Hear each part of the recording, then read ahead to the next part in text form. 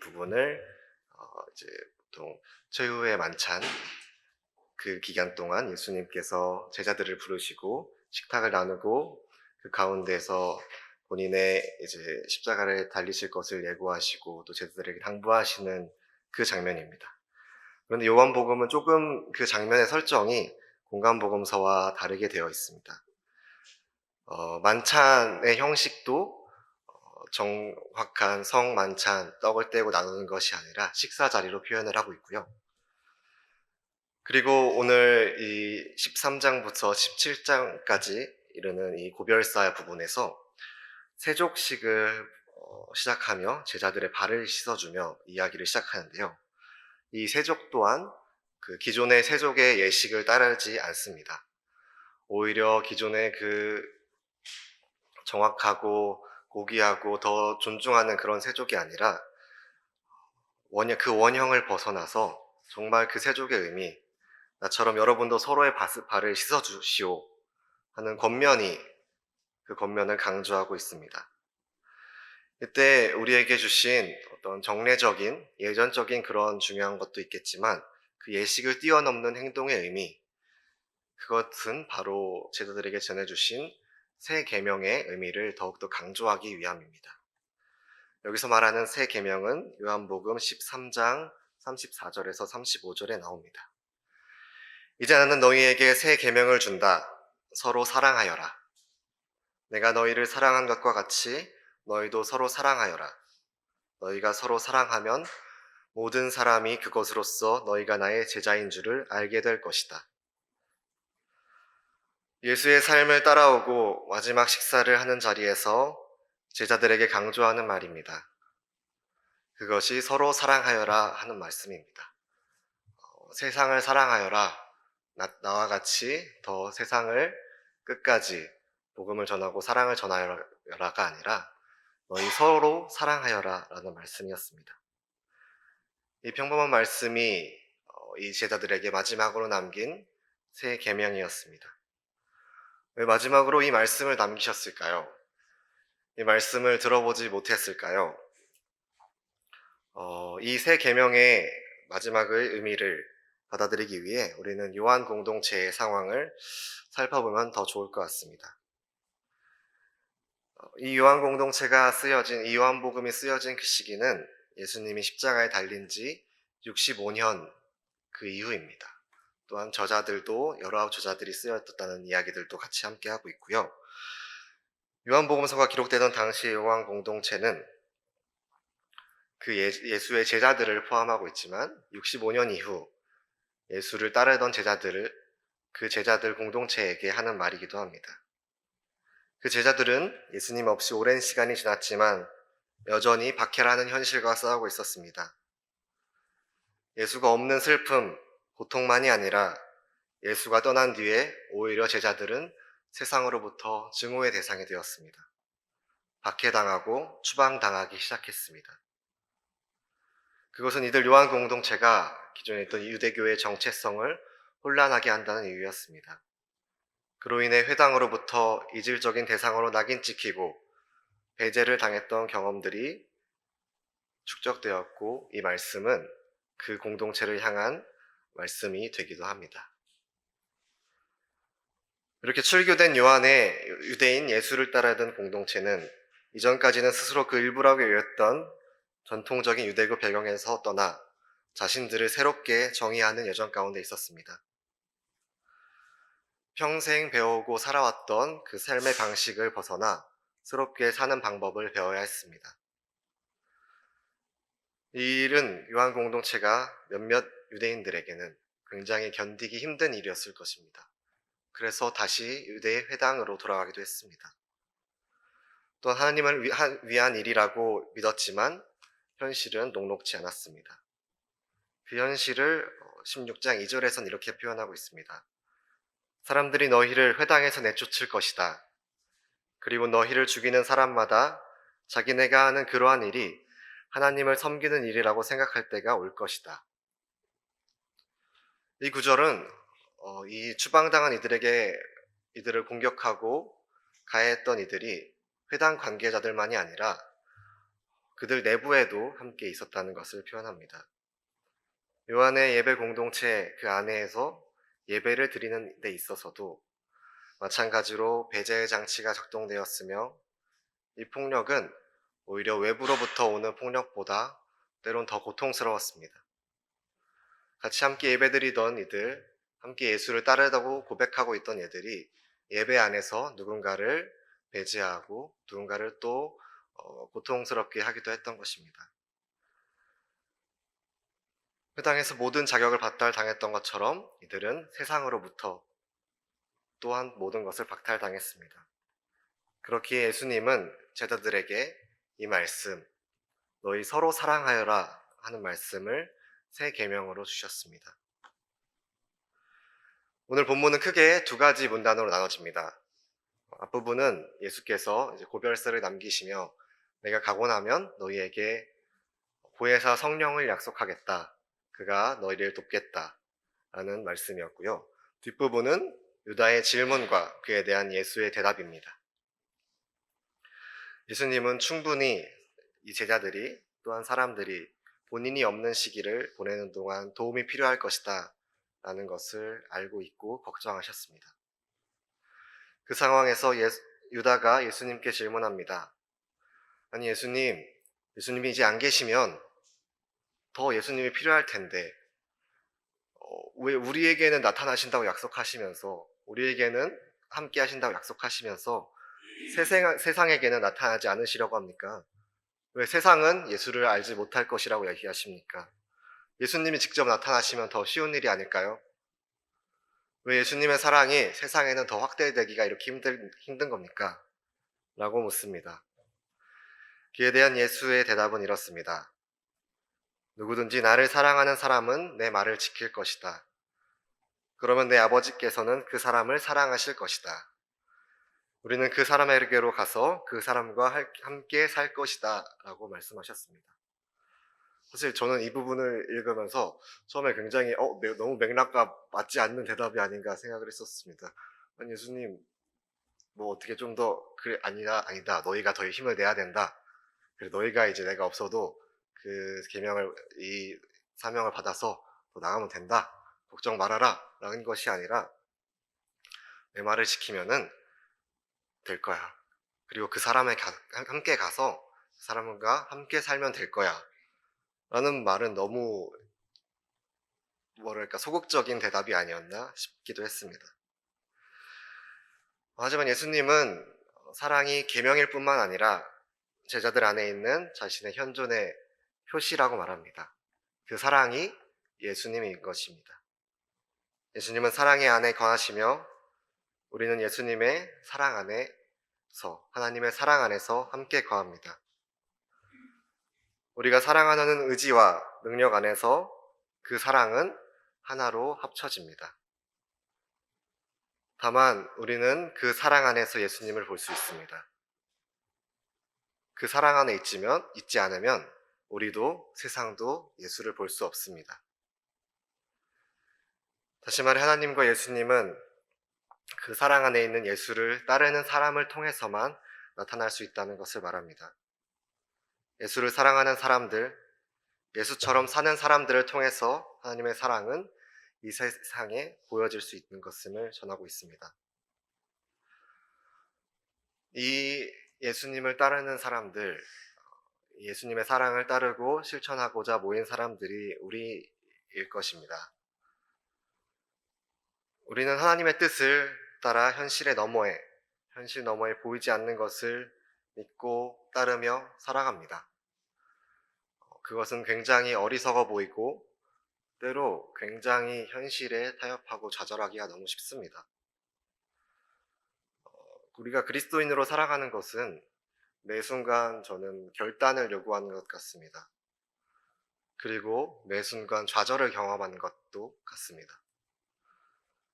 이 땅을 살아가는 것이 생각보다 참 쉽지 않은 세상이구나 라는 것을 매일매일 살아가면서 느끼는 시간들입니다. 너무 빠르게 세상은 투행하고 있는 것만 같습니다.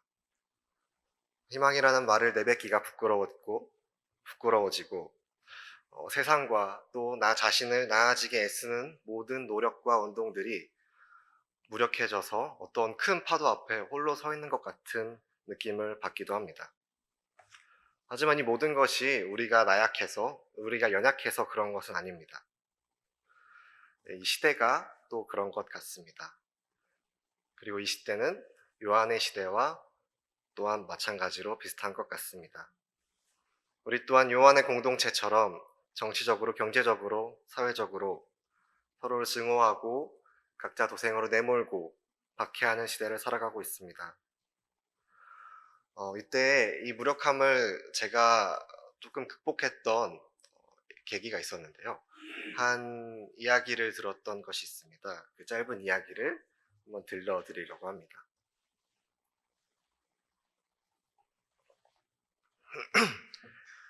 미국의 평화운동가 에먼 헤네시라는 사람이 있었습니다. 이 헤네시는 24살 때 1차 세계대전 징병을 거부하는 일부터 시작해서 사회 공동체가 전쟁으로 폭주할 때마다 자기가 할 수 있는 최선을 다해 평화운동에 나섰습니다. 그런 그를 설명하는 짧은 일화가 하나 있습니다. 혼자서 그 전쟁에 반대하는 피켓을 들고 외치는 그를 향해 많은 사람이 비웃으며 조롱하던 중이었습니다. 그렇게 한다고 해서 그 피켓을 든다고 해서 전쟁을 막고 더 나아가 세상을 바꾸는 일이 가능할까요? 그것으로 세상이 바뀔까요? 아니요, 그렇게 생각하지 않습니다. 라고 말하는 사람들에게 그는 이렇게 말했습니다. 나는 세상을 바꾸려는 것이 아닙니다. 세상이 나를 바꾸려는 일을 막으려고 노력하고 있는 것입니다. 이 세상이 나를 바꾸는 일을 저지하고 멈추게 하기 위해, 그것을 더 느리게 하기 위해 나는 오늘도 피켓을 들고 있습니다. 너무 큰 고통과 좌절감 앞에서 우리는 쉽게 무력해지는 것을 느낍니다. 무엇도 할 수 없는 것을 느끼고 그것은 그리스도인으로 살아가는 것, 그리스도인이라는 정체성을 가졌을 때 더욱더 크게 느껴지는 것 같습니다. 그러나 오늘 말씀에서 예수님은 분명하게 말씀하십니다. 나는 너희를 고아처럼 버려두지 아니하고 너희에게 다시 오겠다. 나는 평화를 너희에게 남겨준다. 나는 내 평화를 너희에게 준다. 내가 주는 평화는 세상이 주는 평화와 같은 것이 아니다. 너희는 마음에 근심하지 말고 두려워하지도 말아라. 라고 오늘 우리에게 말씀하십니다. 우리는 이 약속을 믿는 사람들입니다. 그리고 이 약속을 이어가는 사람들입니다. 또한 요한복음 17장 16절에서 18절은 이렇게 말합니다. 내가 세상에 속하지 않은 것과 같이 그들도 세상에 속해 있지 않습니다. 진리로 그들을 거룩하게 하여 주십시오. 아버지의 말씀은 진리입니다. 아버지께서 나를 세상에 보내신 것과 같이 나도 그들을 세상으로 보냈습니다. 예수 안에 있는 자, 예수를 따르는 자는 어쩌면 세상에 속하지 아니함이라는 정체성을 함께 가지고 있는 사람인 것 같습니다. 이 세상에 속하지 아니하고 이 세상 너머를 상상하고 바라보는 사람들입니다. 보이지 않는 것을 상상하고 추구하는 사람들입니다. 이것은 현재의 질서에 반하는 사람들입니다. 규범을 위반하는 존재입니다. 그런데 중요한 것은 동시에 그리스도인은 세상으로 보냄받은 존재입니다. 질서 밖에서 자유로이 생활하는 것이 아니라 다시 이 세상 속으로 개입해 들어오는 이들입니다. 그것이 하나님의 진리를 따르는 삶의 자세입니다. 그리고 그곳이 바로 예수가 다시 오실 자리, 예수가 부활할 자리, 또는 우리가 부활할 예수를 만나게 될 자리, 우리가 보냄받은 그 자리입니다. 부활의 자리를 지키는 것은 홀로 전쟁 반대 피켓을 들고 외치는 것만큼 외롭고 초라해 보일 것만 같습니다. 거대하게 덮쳐오는 파도 앞에서 피켓 한 장을 들고 서 있는 것과 같은 기분이 들기도 합니다. 그러나 예수를 따르는 우리는 세상이 보지 못하는 예수를 보고 있습니다. 세상이 보지 못하는 사랑을 우리는 보고 느낍니다. 그렇기에 우리는 오늘도 우리만의 피켓을 들고 이 세상 앞에 당당히 서기를 바랍니다. 그 피켓, 여러분의 피켓에는 어떤 문구가 쓰여 있나요? 어떤 이름이 쓰여 있습니까? 너무 많은 것들을 감당하고 있어서 그 피켓에 쓸 공간이 부족하진 않으신가요? 너무 많은 이름들을 적고 있어서 적지 못한 이름들을 아쉬워하고 계시지 않으신가요? 오늘 이 삶의 자리에서도 여전히 피켓을 들고 있는 사람들이 많습니다. 지난주로 세월호 참사가 10주년이었습니다. 스텔라 데이지 침몰 참사는 7년이었고요. 이태원 참사도 벌써 2년입니다. 대구 지하철 화재 참사 21년, 삼풍백화점 붕괴 참사는 29년, 시랜드 화재 참사는 25년입니다. 이 참사로 피해를 입은 이 피해 유가족들은 여전히 피켓을 들고 있습니다. 매일 피켓을 들고 세상에 맞서서 싸우고 있습니다. 10년이 지나도, 15년이 지나도, 29년이 지나도 모두가 여전히 똑같이 말하는 것은 진상규명, 책임자 처벌, 안전한 사회입니다. 이들이 바라는 것과 우리가 바라는 하나님의 정의로운 세상은 결코 떨어져 있는 것 같지 않습니다. 이들의 삶과 우리의 삶이 결코 떨어져 있는 것 같지 않습니다. 그렇게 연대를 하지만 우리가 품고 가야 할 이름들이, 품고 가야 할 아픔들이 점점 늘어만 가는 세상을 살고 있습니다. 우리를 버려두지 않으시겠다고 다시 오겠다는 약속을 기다리기에 너무 지치는 시기를 살고 있습니다. 하지만 다시 고백한 것처럼 우리는 그 부활을 기다리는 사람들입니다. 부활을 살아내는 사람들입니다. 부활의 자리에 함께 참석할 사람들이 아니라 오늘의 부활을 살아내는 사람들입니다. 요한의 공동체는 이미 회당에서 공동체에서 배척당하고 추방을 당했습니다. 그것을 예수님은 모두 알고 계셨습니다. 그래서 마지막에 끝없이 재촉하십니다. 하나님이 자신에게 분부하신 일, 해야 할 일을 끝까지 한다는 것을 세상에 알리자. 일어나라. 여기서 함께 떠나자. 세상으로 가자라고 재촉하십니다. 이렇게 되니 예수님이 말씀해 주신 새 계명의 의미가 더욱 다가옵니다. 이제 나는 너희에게 새 계명을 준다. 서로 사랑하여라. 내가 너희를 사랑한 것과 같이 너희도 서로 사랑하여라. 너희가 서로 사랑하면 모든 사람들이 그것으로써 너희가 나의 제자인 줄을 알게 될 것이다. 내가 예수인 것을 알게 될 것이고 하나님의 사랑을 너희 가운데서 알게 될 것이다. 세상이 바뀌어가는 상황 속에서 세상에 반대한다는 그 분명한 삶의 태도, 그 방향을 갖는 것이 그리스도의 부활의 증인으로 살아가는 길입니다. 그것의 동력은 우리에게 주신 하나님의 사랑입니다. 사랑하는 살림교회 여러분, 예수께서 주신 약속으로 힘입어 오늘을 살아가는 여러분이 되시기를 바랍니다. 우리는 어려운 때를 살아가고 있습니다. 우리가 살아내는 지금의 자리가, 우리의 삶의 자리가 세상의 최전선이며 또한 예수를 만날 부활의 자리입니다. 하나님은 이곳이 아니라 여러분이 살아내고 있는 그 부활의 증인으로서 살아내고 있는 그 장소에서 여러분을 만나실 것입니다. 이 세상이 더 나빠지지 않으려 노력하는 우리는 그 부활의 기쁨을 맞이할 증인이 될 것이며 부활을 살아내야 할 당사자입니다. 하나님이 우리를 사랑하셨듯이 우리도 서로 사랑하길 바랍니다. 그 사랑을 힘입어 우리가 함께 이 세상에 예수를 증거합시다. 그 사랑 안에서 우리의 눈이 밝아져 서로를 의지하고 위로하는 가운데 우리 함께 부활의 기쁨을 맞이했으면 좋겠습니다. 함께 기도하겠습니다.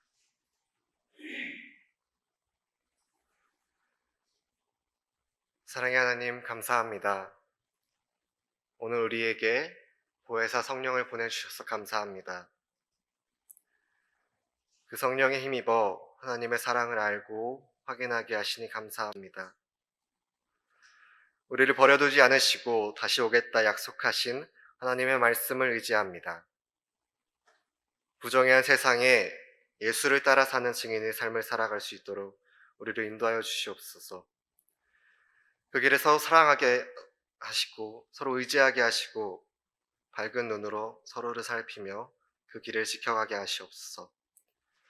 우리를 이 세상 끝까지 사랑하시는 예수님의 이름으로 기도드립니다. 아멘.